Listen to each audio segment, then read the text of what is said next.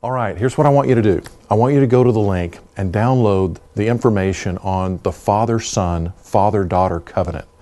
This is so powerful. One of the most important things we can do to make sure we're going to have godly generations in our family is helping our children to discover who they're supposed to marry. You know, I remember when I went to my mom and I said, Mom, I was age 19, I said, Mom, how will I know when I've met the right one for me?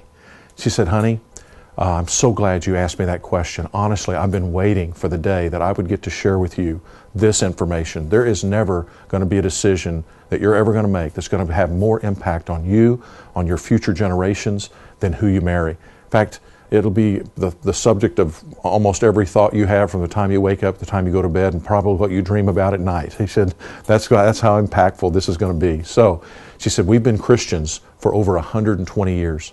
I'm going to get to bring to you today 120 years of collective wisdom on helping you make this decision.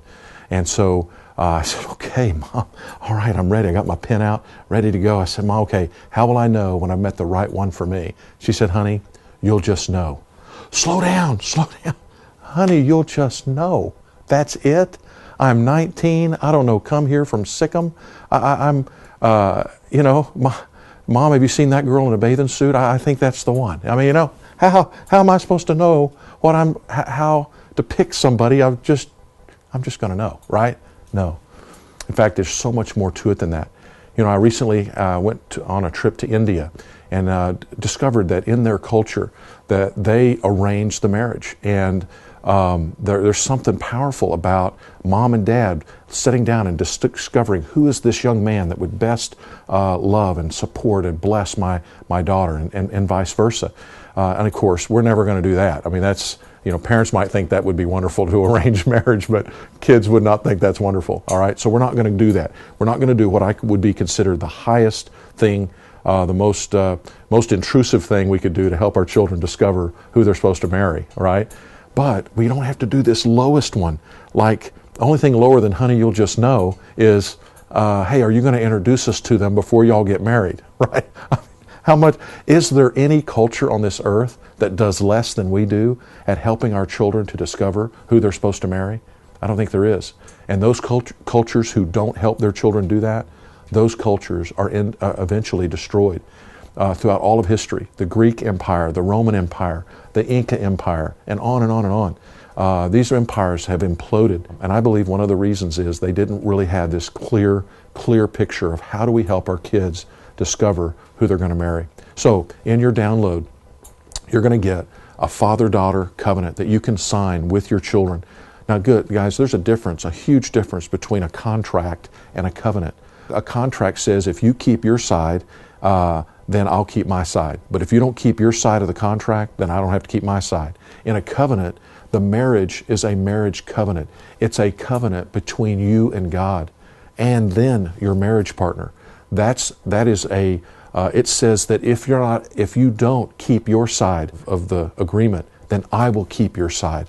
There is no getting out of it. It is all that I have is yours. All that you have is mine. This is an all-in. So this is a father-daughter, father-son covenant that you write with your son or daughter when they're 12, when they're 13. This is a time when they're ready to say, I want to make sure that I have the most wonderful, happy life and marriage and relationship with my spouse.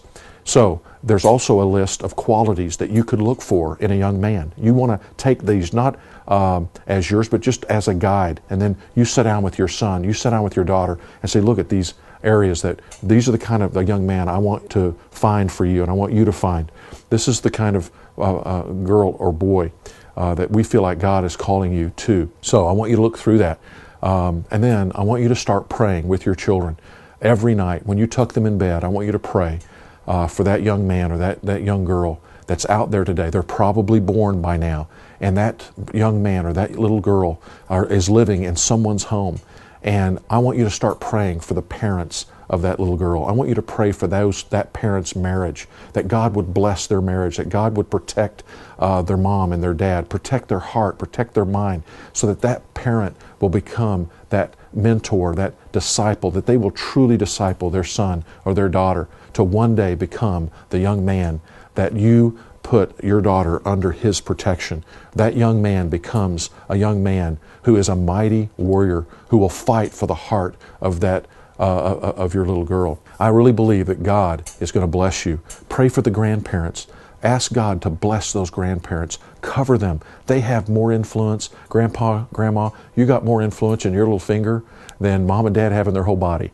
So this is your opportunity to pray for those grandparents. If you're a grandparent listening to this, I want to encourage you. I want to thank you. God has given you this awesome position as a grandparent to invest in the lives of your grandchildren. You can pray over your grandchildren. Pray over their spouse. Anytime you have an opportunity for the grandkids to spend the night with you and spend time with you, you talk about the fact, even 3-year-old, 5-year-old, 8-year-old, you ought to hear my 9-year-old boy, Jacob, you ought to hear him praying that Father, I pray that the girl that I marry, her parents will not just be Christians, but they'll be fully devoted followers of Christ. Not just Christian in name, but man, they're living it out. I just love hearing him pray for his future spouse. I want us to, instead of being down here at, honey, you're just going to know, I want us to move it up, way up, way up. Let's get way up here where we can truly have a giant impact on our godly generations.